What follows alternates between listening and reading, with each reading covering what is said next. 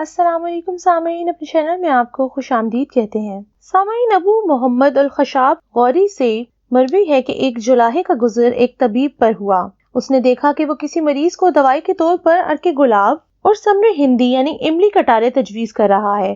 اس نے کہا، کون ہے جو اس کام کو عمدگی سے کر سکے؟ یہ جلاہا اپنی بیوی کے پاس آیا اور اس نے کہا کہ میرے لیے ایک بڑا امامہ بناؤ۔ اس نے کہا، تو اس امامے کا کیا کرے گا؟ اس نے کہا، میں تو اب حکیم بنوں گا۔ اس کی بیوی نے کہا کہ تو ایسا مت کر، لوگ تمہیں ماریں گے۔ جب لوگوں کو تو جان سے مارے گا تو لوگ تمہیں ماریں گے۔ اس نے کہا، یہ میرا اٹل فیصلہ ہے۔ آخر کار بڑا پگڑ باندھ کر مطلب شروع کر دیا۔ پہلے دن جا کر بیٹھا اور لوگوں کے لیے دوائیں تجویز کرنا شروع کر دیں اور کافی روپے کمائے۔ اور کئی دن ایسا کرتا رہا۔ پھر آ کر بیوی سے کہا کہ میں روزانہ ایک جیسی گولی بنا لیتا ہوں اور ہر بیماری کو وہی دیتا ہوں، دیکھ کتنا کما چکا ہوں۔ اس کی بیوی نے کہا کہ یہ کام چھوڑ دے۔ اس جلاہے نے کہا کہ ایسا نہیں ہو سکتا۔ ایک دن ہوا کہ ایک باندی کا گزر حکیم صاحب کی مطب کی طرف سے ہوا۔ اس نے دیکھ کر اپنی مالکہ سے کہا، جو کہ سخت بیمار تھی، میرا جی چاہتا ہے کہ نیا طبیب تمہارا علاج کرے۔ اس ملکہ نے کہا کہ اس کو بلائیں۔ چنانچہ یہ حکیم تشریف لے آئے اور حال یہ تھا کہ اس بیمار کا مرض تو ختم ہو چکا تھا، صرف کمزوری باقی تھی، مگر دوسرے حکیم یہ نہیں سمجھ سکے تھے۔ اس جلاہے نے تجویز کیا کہ ایک مرغی بھون کر لاؤ۔ وہ لائی گئی اور مریض نے خوب کھائی اور 3-4 دن تک ایسا ہی کیا تو ضعف جاتا رہا اور وہ اٹھ بیٹھی۔ پھر تو اس کی خوب واہ واہ ہوئی۔ آہستہ آہستہ یہ خبر بادشاہ تک پہنچ گئی۔ بادشاہ نے اس کو بلا کر بادشاہ جس مرض میں مبتلا تھا اس کا اظہار کیا۔ اتفاقیہ طور پر اس نے ایک ایسی دوائی کہہ دی جس سے اس کو فائدہ پہنچا اور بادشاہ ٹھیک ہو گیا۔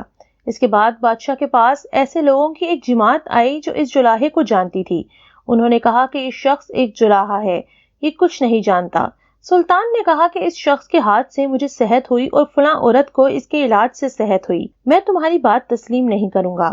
انہوں نے کہا کہ ہم تجربہ کرانے کے لیے اس کے سامنے مسائل رکھتے ہیں۔ بادشاہ نے کہا، ایسا کر لو، اور انہوں نے کچھ سوالات تجویز کرائے اس کے لیے۔ اس جلاہے نے کہا، اس جلاہے نے کہا، اگر میں ان مسائل کے جوابات تمہارے سامنے بیان کروں گا تو تم جواب نہیں سمجھ سکو گے، کیونکہ جوابات کو وہی سمجھ سکتا ہے جو کہ طبیب ہو۔ لیکن اگر تمہیں تجربہ ہی کرنا ہے تو اس طرح کر لو۔ کیا تمہارے یہاں کوئی بڑا شفا خانہ ہے؟ لوگوں نے جواب دیا کہ ہے۔ کہ کیا اس میں ایسے بیمار ہوں گے جو مدت سے پڑے ہوئے ہوں؟ لوگوں نے کہا، ہاں ہیں۔ اس نے کہا کہ بس میں ان کا علاج کرتا ہوں، تم دیکھتے رہ جاؤ گے، سب کے سب چند دن میں عافیت کے ساتھ اٹھ کر کھڑے ہوں گے۔ کیا میری قابلیت کے اظہار کے لیے کوئی دلیل اس سے بڑی ہوگی؟ لوگوں نے کہا کہ نہیں۔ چنانچہ سب شفا خانہ کے دروازے پہ پہنچے۔ اس نے لوگوں سے کہا کہ تم سب یہاں بیٹھو، میرے ساتھ اندر کوئی نہ آئے۔ اس کے ساتھ صرف ایک شفا خانہ کا افسر تھا اور اندر داخل ہو گئے۔ اس جلاہے نے اس افسر سے کہا کہ جو کچھ میں عمل کروں تو نے کسی کے سامنے کچھ نہیں کہنا۔